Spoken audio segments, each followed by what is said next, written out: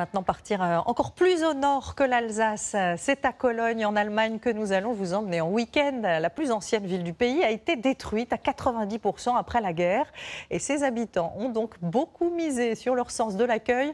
Les amateurs de bière vont être comblés. Justine Corbillon et Maud Gatineau.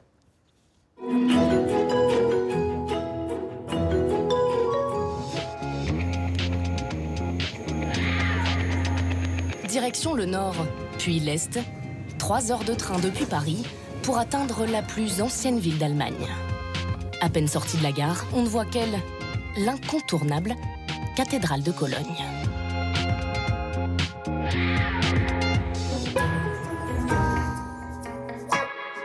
C'est la plus imposante du monde. 157 mètres, 2 fois plus haute que celle de Reims. 8000 mètres carrés de façade gothique. Plus de 6 siècles pour ériger ce monument, le plus visité d'Allemagne. C'est d'ici qu'on a la plus belle vue. Ce jour-là, Matthias Demmel fait de nous des privilégiés. Des passages secrets, des portes dont lui seul a la clé, pour nous révéler les 2 trésors de la cathédrale. Voici le plan original de la cathédrale de Cologne. C'est sans doute l'un des dessins les mieux conservés au monde. Il a été fait au XIIIe siècle. Il montre la façade exactement telle qu'elle a été finalement construite. C'est de l'orfèvrerie. Mais notre trésor le plus précieux, c'est le reliquaire des rois mages qui trône dans la nef. À l'intérieur se trouvent les ossements et les crânes des 3 rois mages. Ce qui fait de la cathédrale l'un des lieux de pèlerinage les plus visités du monde. Mais en ce qui concerne les Colonnais, c'est un tout autre culte qu'ils sont dévoués. La Kölsch, 1 million de litres consommés chaque jour dans la ville, soit la modeste moyenne de 1 litre par jour et par habitant. Bonjour Justine, soyez la bienvenue. Bienvenue à Cologne. Alors je vais vous mettre tout de suite au travail parce que, comme vous le voyez, on est en plein coup de feu. Ici, on brasse notre propre bière sur place et on la sert directement depuis le fût. Allez, on va voir comment vous vous débrouillez. J'en fais 5 et vous en faites 5, ok? Croyez-moi, on est au paradis de la bière ici. Allez, maintenant c'est à vous.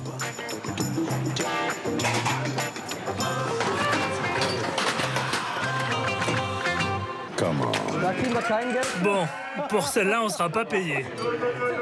Allez, c'est bien. C'est bon, on va s'arrêter là. Je crois qu'il vaut mieux que vous alliez boire une bière plutôt que d'en servir. Mais bravo, bon boulot. Et voici la récompense. Pommes de terre, choux et autres saucisses. Et une Kölsch, bien sûr, même si l'expression « avec modération » ne fait pas partie du vocabulaire de la maison.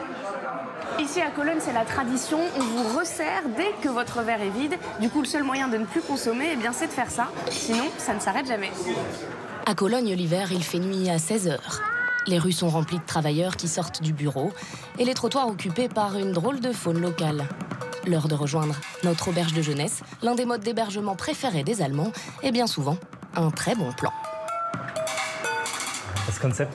Le concept de l'auberge, c'est que chaque chambre a un prénom avec un thème. Chez Tamara, c'est Autant en emporte le vent. Chez Ruben, c'est l'univers du Rubik's Cube. Mais ce n'est pas là que vous allez dormir. Votre chambre est juste à côté. Ce soir, Justine, vous dormez chez Yuri, un grand fan de Star Wars. Et forcément, il a construit son lit comme un vaisseau spatial. Nous voilà en orbite pour 59 € la nuit, mais il n'est pas encore l'heure d'aller au lit. Car au rez-de-chaussée, Jens veut nous montrer le reste de son auberge, point de rencontre des Colonnais. Ce qui est bien ici, c'est que beaucoup de locaux fréquentent le bar du bas et beaucoup d'étrangers dorment à l'auberge en haut et tout le monde échange ensemble. Cet endroit est un peu comme une porte d'entrée, un passeport pour la ville qui est très cosmopolite. Et surtout très attaché à la fête. Cologne est réputée pour sa vie la nuit, plus festive encore que Berlin. Ici, les gens aiment bien venir boire un verre, surtout quand on est en période de fête. Ce qui est cool ici, c'est qu'on peut faire un peu de bruit. Oui, parce qu'il y a tellement de trains qui passent au-dessus que nous, à côté, on nous entend même plus. Et le vin chaud est 100% maison. C'est notre création. Avec des ingrédients que le patron a eu un peu de mal à nous traduire.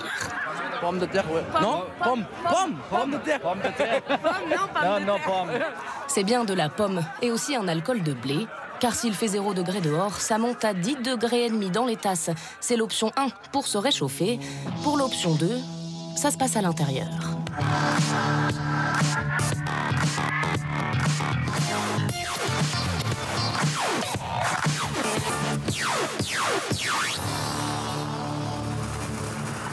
Le lendemain matin, équipement de circonstance pour une promenade insolite dans la ville.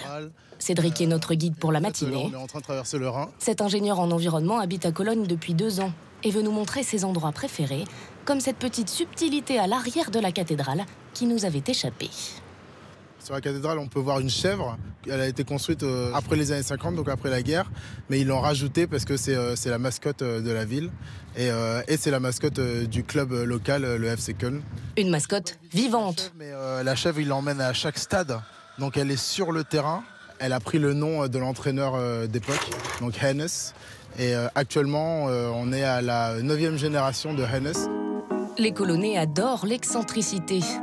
Cette banane, par exemple, peinte au pochoir devant certaines galeries d'art. Par ce geste, l'artiste nous indique les musées ou expositions qui ont son approbation. Des Colonnais qui se sont surtout réappropriés leur ville, quasiment rasée pendant la guerre. Cologne a été détruit à 90% lors de la Seconde Guerre mondiale. Il ne restait que la cathédrale. Les personnes qui aimaient la ville ont voulu reconstruire comme c'était à l'avant-guerre, donc à l'identique. Voilà, donc ça donne une idée de ce qu'était le centre historique avant qu'il soit complètement détruit. Tout reconstruire, car Cologne tire une grande fierté de son histoire. De par sa position géographique, elle est le carrefour de l'Europe depuis le Moyen-Âge, jusqu'à l'arrivée d'un envahisseur étranger. Napoléon a annexé le nord de l'Allemagne à la fin du XVIIIe siècle, une époque où la ville hébergeait l'un des inventeurs les plus célèbres du monde. Bonjour, madame. Nous rencontrons le créateur de l'eau de Cologne en personne, Monsieur Farina, qui a bien connu Napoléon. Plus grand client de la maison, c'était lui. Napoléon utilisait un flacon par jour. Et voilà. Depuis 300 ans, la recette est restée la même. Maintenant, à vous de tester quelques essences. Essentiellement à base d'un agrume que ce savant fou adorait. Et voilà, la bergamote. C'est très sec. Maintenant, c'est pour faire du ping-pong. À nous de deviner les autres ingrédients. C'est quoi ça? Endors-toi, ma jolie France. Lavande. Et aussi mandarine, pamplemousse, jasmin. Impossible de repartir sans un flacon. Alors vous, les Français, vous allez me suivre? 40 € les 50 millilitres. Souvenir d'une ville que nous saluons une dernière fois depuis le toit de la tour Triangle. Cologne nous fait voir sa vue en rose. Et une addition tout à fait raisonnable pour un week-end à l'étranger. Moins de 200 € par personne.